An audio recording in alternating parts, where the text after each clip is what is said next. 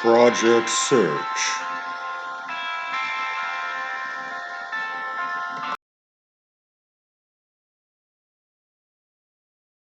Hi. Oh, how you doing? So imagine that this spoon is your job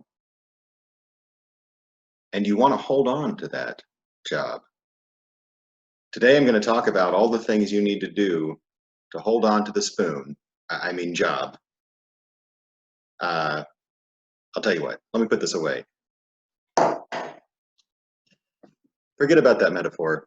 Let me just talk to you straight. So what I'm going to talk to you about today is keeping your job. Now recently we talked about the path to get to the job, and you're already on that path because you're in Project Search. So good for you. Let's look forward a little bit to the day in the future when you have begun your job. How are you going to keep the job?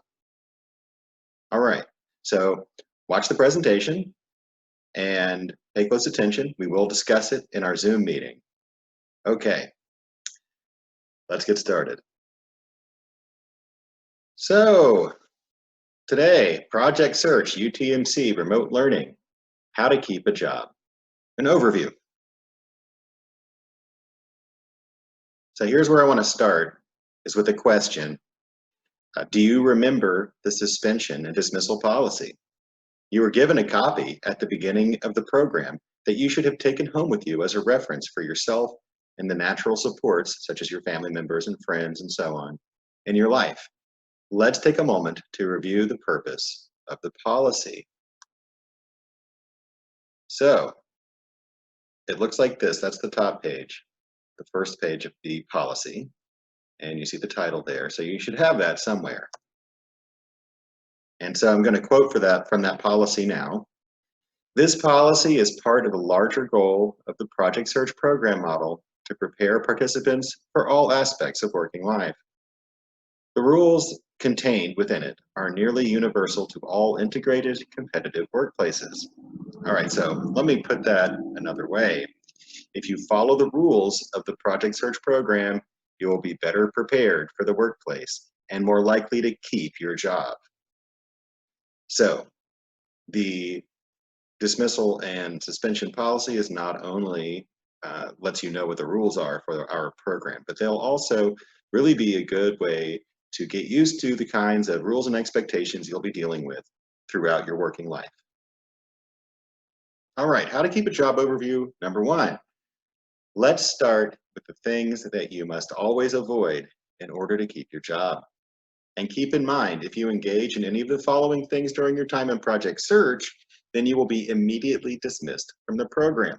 So not only will these things get you fired from a job, but they would get you dismissed from Project Search. So we have physical aggression or violence, destruction of property, theft, and then sexual harassment and sexually inappropriate language or behavior. So those are the big four things that both in Project Search and then at your job in the future, you need to avoid if you want to keep your job. Because generally speaking, one incident where these things happen, if you do any of these things, you will be fired. We will come back later and talk about each of these things, tips and pointers on how to make sure you don't get involved in any of this kind of behavior. So here's the second thing I'll talk about today. We will examine some important things you must avoid in order to keep your job. These things might not cause you to lose your job immediately, but they will result in negative consequences. There are consequences for failing to follow these rules during Project Search as well. Refer to your copy of the Suspension and Dismissal Policy, Grounds for Suspension section to review the escalating chain of consequences. So yeah, go back in there and look because it's laid out there for you as far as what's going to happen if you start to violate these rules and expectations. So let's talk about what those are. So we have dressing inappropriately. In other words, not following the guidelines of the uniform policy. That's pretty clear. Then we have inadequate grooming and hygiene, and that simply means not cleaning yourself properly, not and having a messy appearance. And then we have treating others disrespectfully, which we will talk more about. Insubordination, we'll also get into, and frequent absences and or tardiness. So these are our 5 things we're going to be going into here now. All right. First one of those, wear the right clothes. Every workplace has a dress code. Many jobs will require a uniform. You will face consequences for violating your employer's dress code, just like you would at Project Search. Example, as a Project Search intern, you must wear your Project Search polo, chino or khaki pants, and brown or black shoes. Jeans are not allowed. Definitely not ripped jeans. So you see down here my examples. We have a very nicely appropriately dressed Project Search intern on the left, and then over here we have someone who does not look like they're dressed to go to Project Search.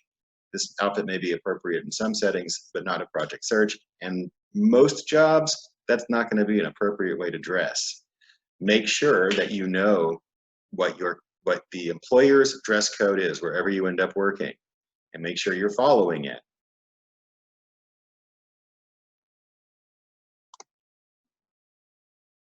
Okay, the second thing, you must be clean and neat looking when you arrive at work. Even if the job requires you to get dirty, sweat, or is otherwise messy, you should start your shift looking and smelling clean. So again, even if you have a job where maybe you're outside, maybe you're in construction or something where the nature of the work, just you're going to get mud on you, or maybe you're in a kitchen working, doing dishes, and you're going to get wet, maybe get some food stains on your clothes. Even if that's the case, you should still, when you start your shift, you should be clean and neat looking, wearing the proper clothes, and of course, making sure that you're clean. So you're going to brush your teeth, bathe, meaning take a shower or take a bath, use deodorant, comb your hair, and if you have facial hair, keep it trimmed neatly. So there's more to it than that, but those are kind of the basics, which we will talk about soon in more detail. All right, here's the third one. Treat the people you work with respectfully. Do not engage in name-calling, bullying, or cruel jokes. The person in the picture clearly doesn't seem to be following that rule. They seem to be pointing and name-calling, and we are going to give that a big old X. It's no good, not acceptable. It's not acceptable at Project Search, and it won't be acceptable at whatever job you get in the future. Okay, fourth thing. When you intentionally do not do the tasks you are assigned the way you are instructed to do them, you are guilty of insubordination.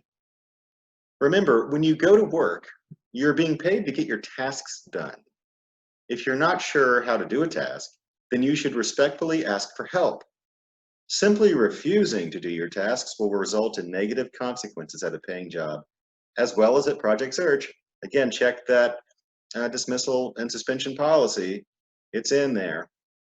When the supervisor gives you a task, say, yes, I'll do that.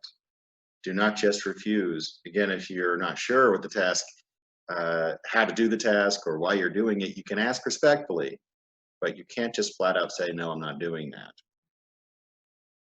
All right. Fifth thing.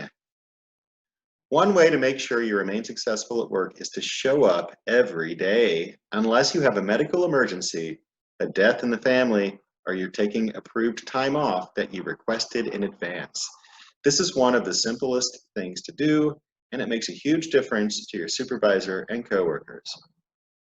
So you need to make sure that you're following whatever the employer's policy is on time off. For example, if you want to take a personal day, a vacation day, where you can go out and not go to work, but do other things that you want to do.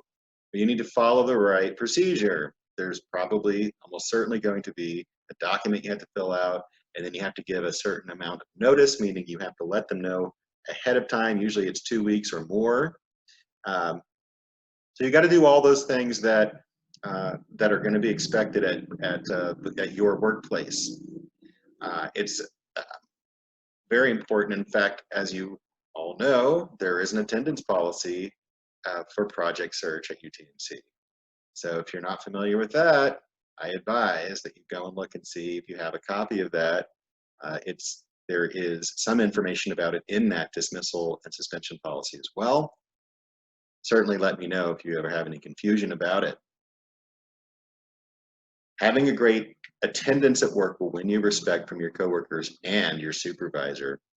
They will feel they can count on you, and they will give you more responsibilities, maybe a raise.